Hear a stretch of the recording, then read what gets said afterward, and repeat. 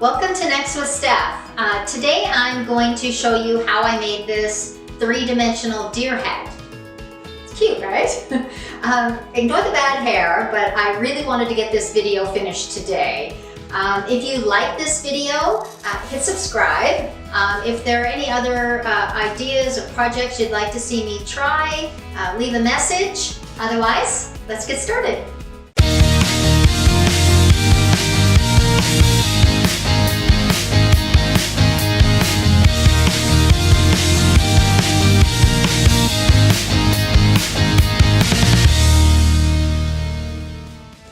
So I have this little wooden plaque, which I was going to cut one out, but I ended up seeing these at Michael's, and they were about $5 or a little less, and it was perfect size for what I wanted, so I'm just going to go with this. Here's the little pieces that are cut out.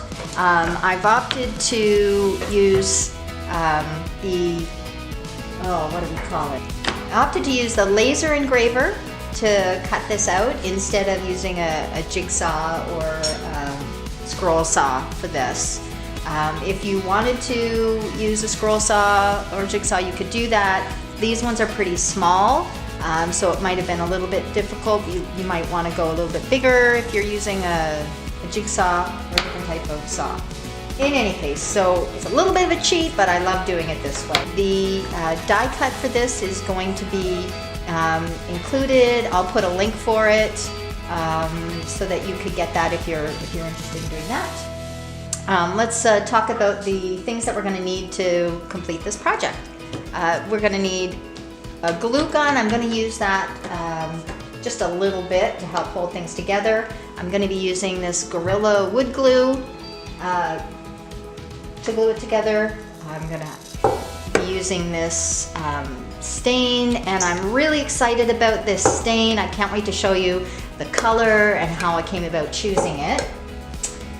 I'm going to be using some gloves for staining, sanding block to give this all a really good sand, especially if you're using the laser cutter. It gets a lot of like the wood oils and such that you'll want to clean up. And of course some rags. That's what we're going to need.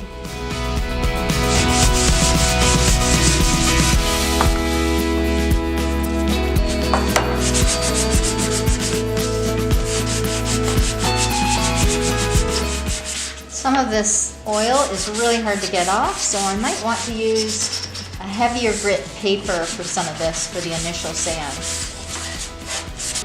Okay, so I just got this little bit of heavier grit paper. I want to see if this will do a better job.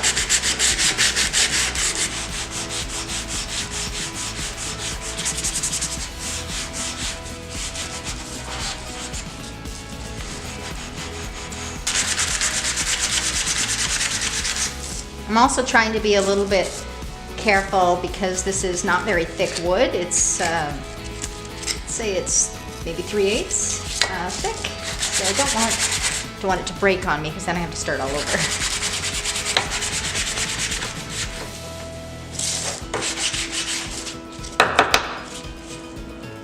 Definitely like this side better, which means I'll probably use that as the front. One more piece to sand, guys. Okay.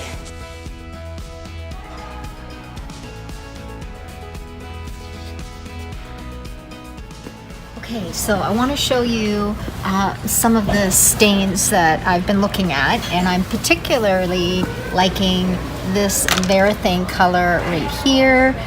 This darker one, it's a Java bean color. It's nice and dark. I kind of like that, and these as well. So there's three colors here that I really like, but I'm just noticing right here. Look at these beautiful colors, and these are such amazing colors here. I'm starting to think that maybe I should go with a color. So I'm thinking of going with this blue because I have a room in my house, a bedroom, that I'm going to be redesigning. and I want it's going to have a lot of blues. I'm going to have some buffalo plaid, like a blue buffalo plaid in there, and this will look really nice. So I think if the deer head is in this color, it's going to work for me. Now, I could go oil-based, but I'd rather go water-based because it's much easier to use. It's easier wash up, and the odor isn't as bad, and it's just an indoor little project anyways. So for ease, I'm going to go with a water-based. Just make sure you have the right base coat, and the one I'm going to use is right here, this Varathane Wood Stain Clear Tint. And the nice people at Home Depot here are really great, and they'll help make sure that I have the right base. You can just ask them, and they'll help you with that, sort that out. And so I'm going to take this, and I'm going to get the color mixed up.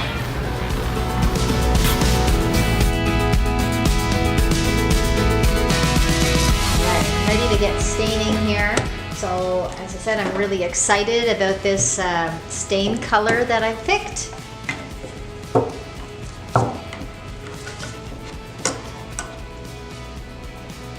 Wow, look at that.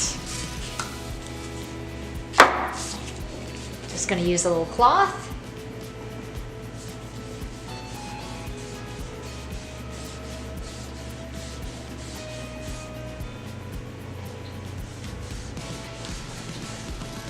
Oh, it goes on quite light, and I'm not sure if the camera is catching it, but you can still see the grain through it, which I love. I'm sort of applying this and wiping it off as I go so that it doesn't get too dark, because I definitely want to see the grain through this. That's perfect. I like that finish on that, so I'm just gonna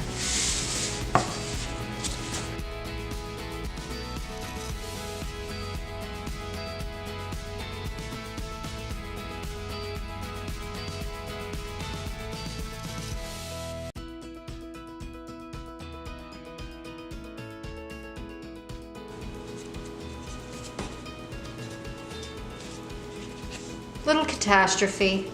Little piece of my wood just broke off. We're gonna try and work around that. Oh, I don't think you'll see it anyways.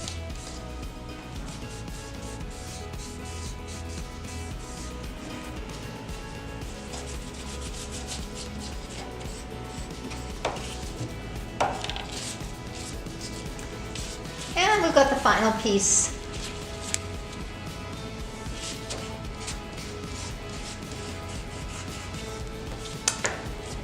I think I need to have rubber gloves up to my elbows.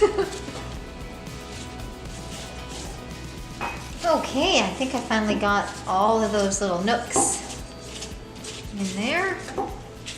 And I'll just give it a final swipe across the flat surface to make sure it's an even coat.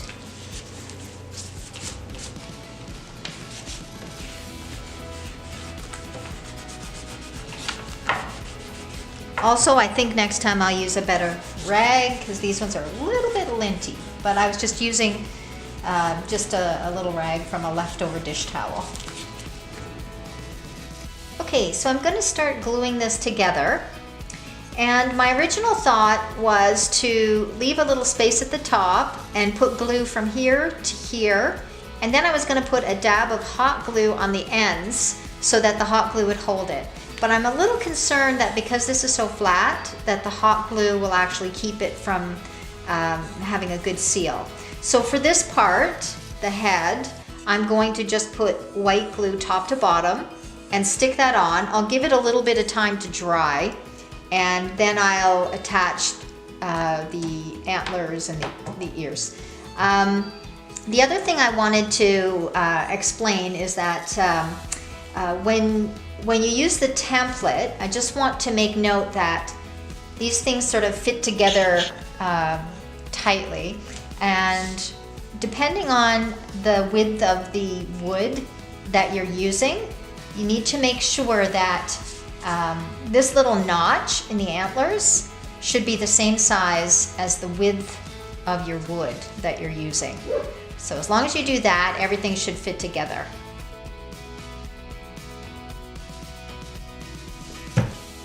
just gonna run my finger along it to make sure I've got a good coat here. Okay. And then I'm gonna line it up. I've already made pencil marks for the center and then also little ticks for the width of the wood and where it's gonna be positioned at the bottom.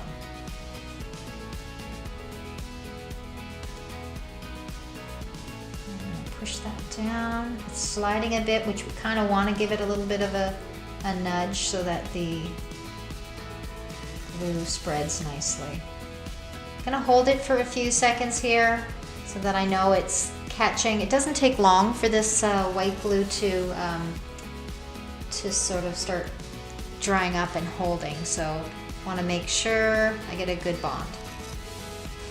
Okay. All right, so I'm taking a little slightly damp cloth here and I'm gonna clean off the excess.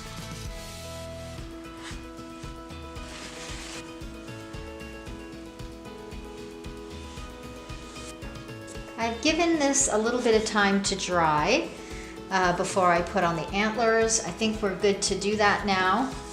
And I've got myself a Q-tip so that when I put the glue in the little notches, I can spread it around easily. So I'm gonna put some glue, I think I'll do the back ones first. I'll put some glue in both notches and then put it together. And I'm gonna use a little dab of hot glue just to help keep it in place while it's drying.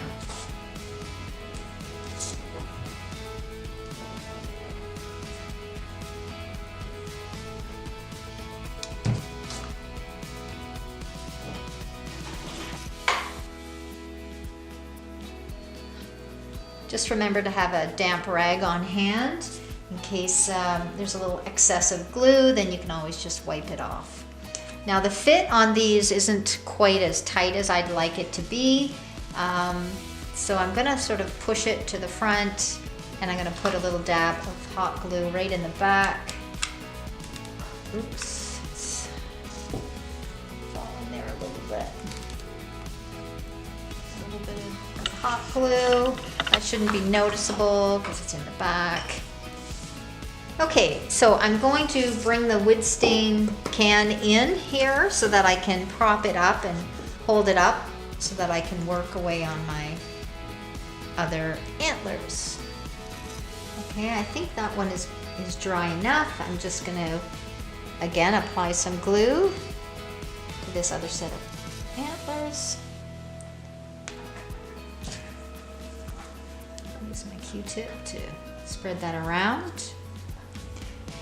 All right, and I'm gonna put these in and I'm gonna put another little dab of hot glue at the back there and hopefully that'll catch just enough to hold it in place while the white glue dries. There we go. And I'll take my damp rag and wipe off that excess of glue. We should be able to give this a dry and that should be it.